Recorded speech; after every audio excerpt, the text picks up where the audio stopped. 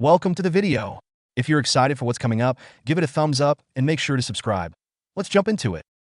The scene fades into a cherished memory of Suho on a Christmas evening, his hometown glowing with festive lights draped over every building and street lamp.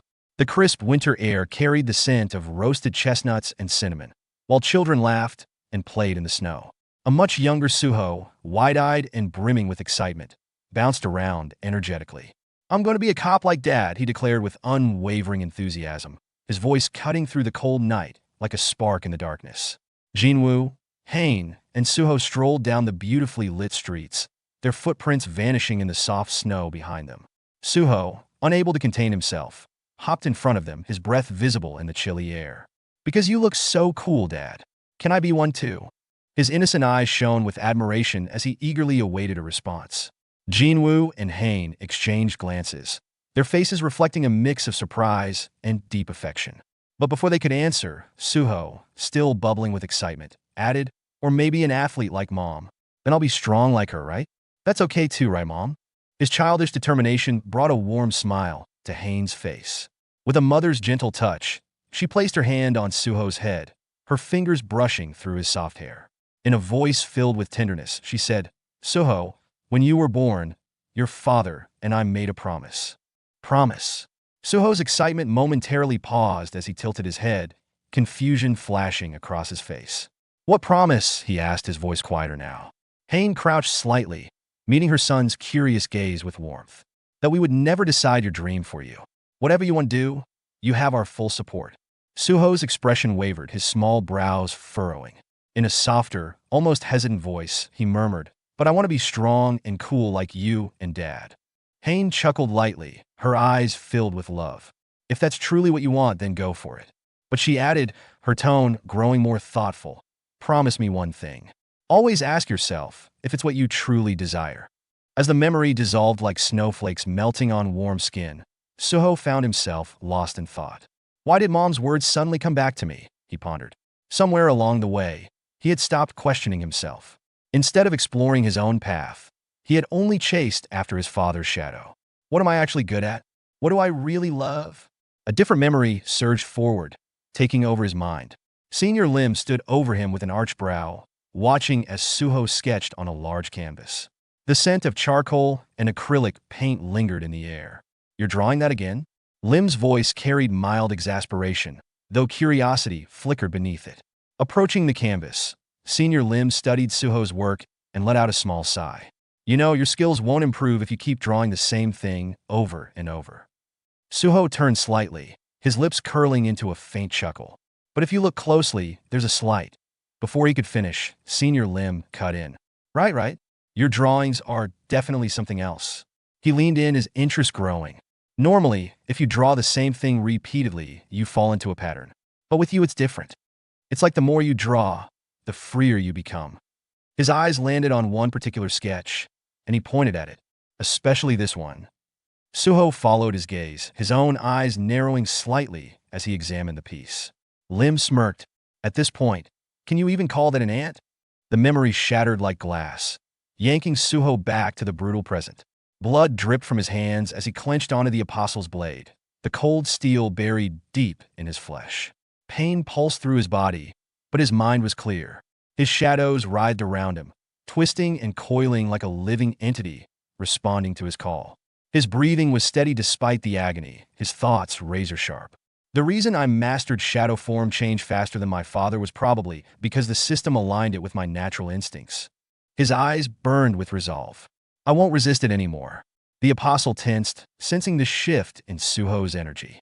Shadows, thick and overwhelming, surged from Suho's body, engulfing the battlefield in darkness. The ground trembled as his power reached a new height. No longer bound by a rigid form, his movements were fluid, untamed, unrestricted. A monstrous force spiraled from within him, wrapping around the apostle like an unrelenting storm. Suho's irises gleamed an eerie white as his shadows consumed everything in sight. From within the abyss of his power, Baru, hidden in the depths of Suho's darkness, suddenly emerged. His wings twitched, his usual composure shaken. The surrounding shadows, they were being pulled toward the young monarch. He muttered, his voice tinged with rare unease. It's becoming difficult to maintain my form. Without hesitation, Baru escaped from the growing mass of shadows, darting toward Essel and Gray. His abrupt movement startled Essel, who instinctively caught him in her hands. Her grip tightened as she looked down at him, her face tense with growing dread. "Baru," she said, her voice urgent. "What's happening to the young monarch?" Baru exhaled deeply, the tension in his small frame easing as he perched himself on Essel's shoulder. He lowered his head slightly, his voice hushed with uncertainty. "I don't know what's happening myself." His usually sharp tone carried an unusual hesitation, his gaze shifting toward Suho. Suho's body radiated an overwhelming surge of mana, waves of raw energy distorting the air around him. His transformation was undeniable. Baru's eyes narrowed as he continued, "But one thing is for certain, the young monarch is breaking out of his shell right now." Meanwhile, the apostle observed the unfolding events with grim focus, his cold, calculating eyes fixated on Suho, his mind racing. Was there latent potential within this kid all along? A flicker of unease settled in his chest. His jaw clenched as an unsettling thought gripped him. This could become troublesome. I need to push him to the brink of death and administer the star fragment immediately. But before he could complete his thought, his instincts screamed at him. A razor-sharp shadow spike was already inches from his throat, closing in with lethal intent. Reacting on pure reflex, the apostle twisted backward, flaring his wings and propelling himself out of danger. At the same time, he wrenched his sword free from Suho's gut. Blood spattered the ground, but something fell off. His expression tightened in shock. What just happened? He had barely registered the attack, and yet it had nearly taken his head. His narrowed eyes studied Suho with renewed wariness. "This is impossible. According to my knowledge, a hunter's abilities do not evolve beyond their set limits. Could this be a reawakening?" But Suho was no longer just standing. He was towering. The oppressive aura around him grew heavier as his mana surged, his wounds knitting together as shadows poured over his body like armor. His transformation was complete. He locked eyes with the apostle, his once human gaze replaced by something far more dangerous. Cold, lethal. His irises gleamed a piercing white, his deadly intent clear. Suho's right arm was completely engulfed by his shadows, its form shifting with fluid precision. Behind that serious expression lay a newfound understanding. Is shadow change simply the ionization of shadows? His mind sharpened with realization. Considering the nature of shadows, which can shift and morph at will, I should be able to apply it in far more versatile ways. Before he could finish the thought, a shadowy beast erupted from beneath the apostle, fangs bared as it lunged at its prey. But the apostle's movements were swift. With a single effortless slash of his blade, he cleaved the beast cleanly in half, its fragmented shadows dissipating into the air. He barely had time to exhale before another assault came from behind.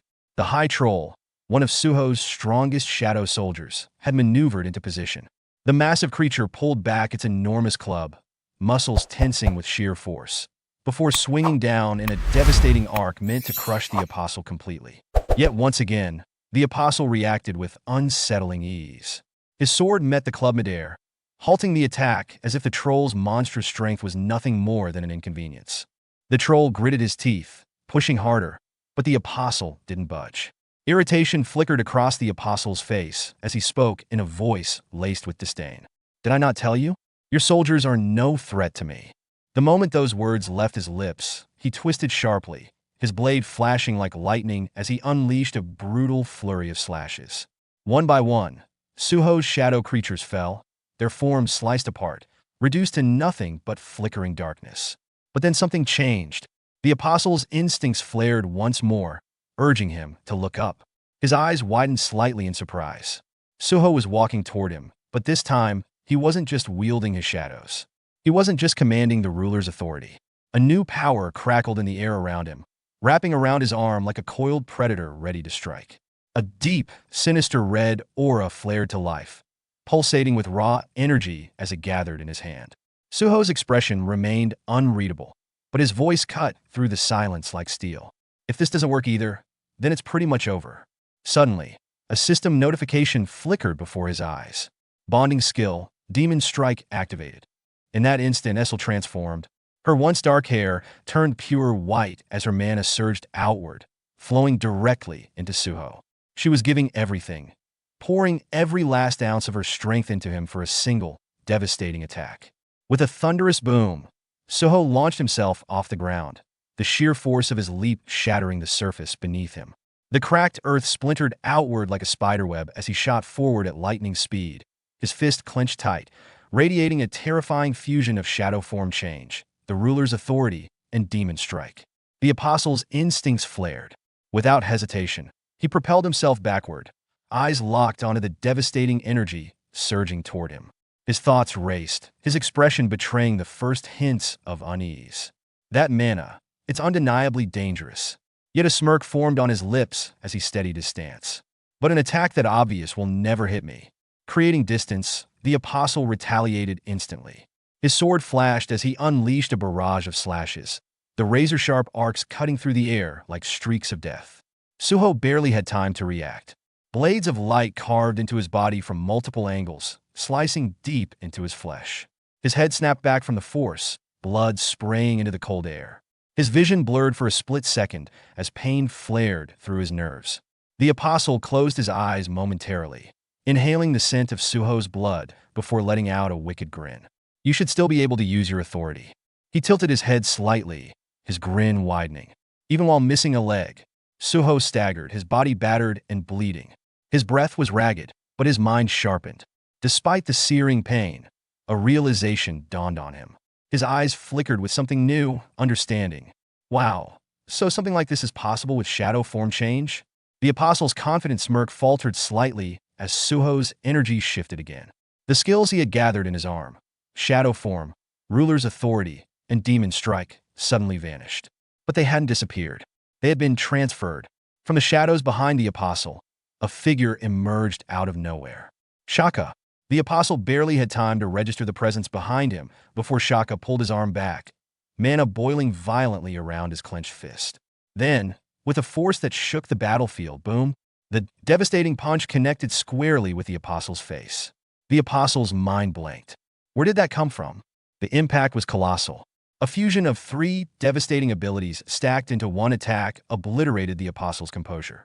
His once flawless body was sent flying across the battlefield, crashing into a distant rock formation with a force that sent shockwaves tearing through the ground. The earth trembled. Dust and debris filled the air, creating a suffocating cloud of destruction. For a brief moment, the battlefield stood still. Suho, with Shaka by his side, gazed across the battlefield. As the dust finally settled, their eyes locked onto the wreckage. The apostle lay crumpled at the base of the shattered rock. Blood dripped from his eyes and mouth. His once untouchable form was fractured. The pain wasn't just physical. It reached deep into the very essence of his being. In a voice filled with stunned disbelief, the apostle muttered, "Transferring your skills to a soldier?" His lips trembled slightly as he let out a ragged breath. This utilization of authority. I've never witnessed this, not even from the darkness itself. The realization sent a chill through him. Meanwhile, within Lee Min-sung's battered body, something shifted. The apostle, still attempting to control the vessel, noticed something alarming. Min-sung's mouth wouldn't move. The apostle frowned, testing his control. No, the body isn't responding. His jaw, it was broken. A flicker of concern crossed his features as he slowly moved his fingers. The body still functions. I can still fight. But to continue, I need more power. His thoughts raced. If I replenish this vessel's mana by sacrificing his life force, I should be able to. Before he could finish the thought, a voice cut through his mind. A familiar voice.